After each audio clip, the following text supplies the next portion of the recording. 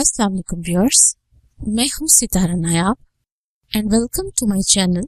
Mother's guide. हमारा मिशन है कि हम आपको प्रेगनेंसी से रिलेटेड तमाम बातों से एक्नॉलेज करें और आज जो मैं टॉपिक लेके आई हूँ वो आप लोग के लिए बहुत इम्पोर्टेंट है,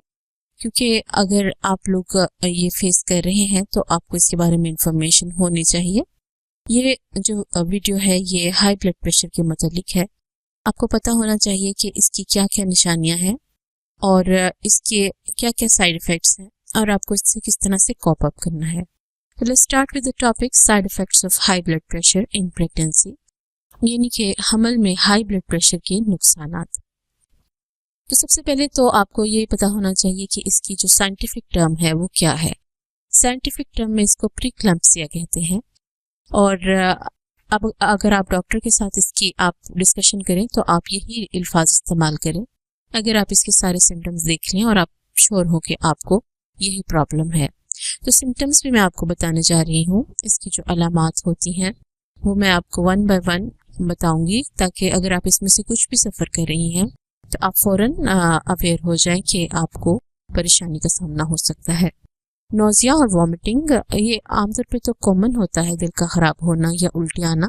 लेकिन अगर इसके साथ साथ दूसरे सिम्टम्स भी शामिल हो और थर्ड ट्राइमेस्टर में या सेकंड ट्राइमेस्टर में आपको ये प्रॉब्लम हो रही हो तो इसका मतलब ये होता है कि ये नॉर्मल दिल ख़राब होना नहीं है या ये वॉमिटिंग बिला वजह नहीं है। तो इसके लिए आपको ज़रूरी है कि आप बाकी सिम्टम्स भी चेक करें, जैसे कि इंटेंस पेन और टेंडनेस इन अपर एब्डोमेन, यानी कि पेट के ऊपर वाले हिस्से का दर्द होना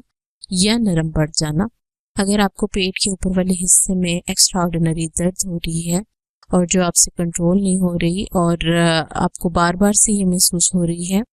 और आपको ये अंदाज़ा है कि ये नॉर्मल पेन नहीं है या ये राउंड लिगामेंट पेन नहीं है, तो आप इसके लिए अलर्ट हो जाएं। इसके अलावा स्वेयर और परसिस्टेंट हेडेक, यानी कि शदीद या लगातार सर दर्द, तो ये तो मैं आपको रेकमेंड करूंगी कि अगर आपको प्रेगनेंसी में सर दर्द होता है तो एक तो ये सिम्टम भी है, लेकिन आपको फौरी तौर पे आपका ब्लड प्रेशर चेक करना चाहिए।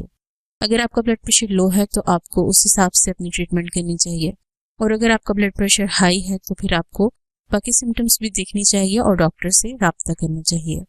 इसके अलावा जो सिम्टम है वो है rapid weight gain about 3 to 4 pounds per week, यानी कि वजन में इतनी तेज़ी से इजाफा हो कि आपका हर वीक में तकरीबन 3 से 4 पाउंड यानी कि तकरीबन 2 किलो तक वजन बढ़ जाए,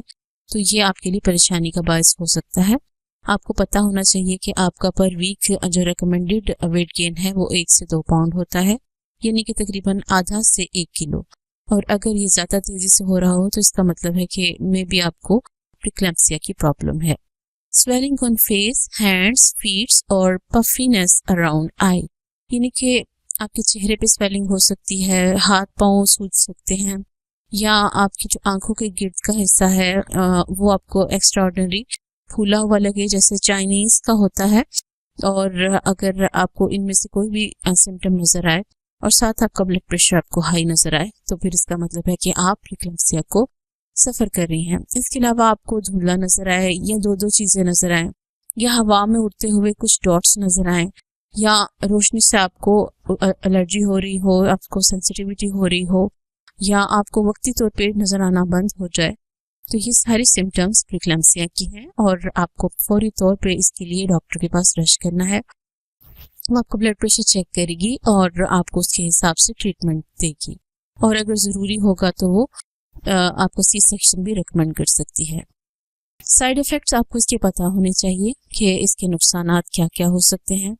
तो सबसे ज़्यादा लीथल किस्म का जो उसका साइड इफ़ेक्ट है वो सिंपली माँ की मौत है, यानी कि अगर आप इसकी केयर नहीं करेंगी तो आपकी डेथ हो सकती है, और ये एक सीवियर किस्म की प्रॉब्लम है, इसलिए आप इसको लाइट मत लें और ब्लड प्रेशर को अपने मॉनिटर रखें। आप नोट करेंगे कि जब भी आप डॉक्टर के पास मुआयना कराने जाती हैं प्रेगनेंसी में, वो हर दफ़ा आपका वेट चेक करती है, आपका ब्लड प्रेशर चेक करती है, तो उसकी रीज़न यही होती है कि वो आपकी नॉर्मल ग्रोथ को मॉनिटर कर रही होती है और आपकी प्रॉब्लम्स को देख रही होती है। सेकंड जो नुकसान है वो है फीटस डेथ, यानी कि बच्चे की मौत, कि अगर माँ बच भी जाए तो बच्चे की मौत हो सकती है।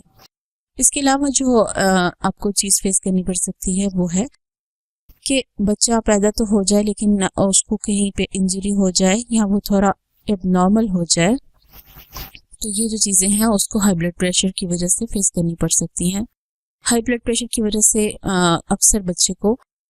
ऑक्सीजन की सप्लाई ठीक से नहीं मिलती, जिसकी वजह से उसमें प्रॉब्लम्स पैदा हो जाती हैं और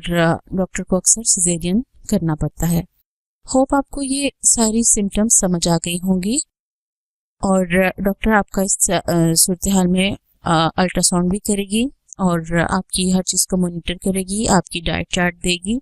और आपने इसको स्ट्रिक्टली फॉलो करना है। अब ज़रूरी नहीं कि हर फीमेल को ये सफ़र करना ही पड़े, लेकिन आप लोगों को नॉलेज ज़रूर होनी चाहिए और अगर आपको इस नॉलेज से कोई फ़ायदा होता है तो आप इस नॉलेज को आगे भी पहुंचाएं,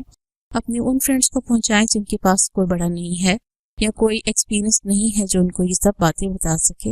इसके अलावा आप हमारे चैनल को सब्सक्राइब कीजिए और साथ बने हुए बेल बटन आइकन को भी प्रेस कीजिए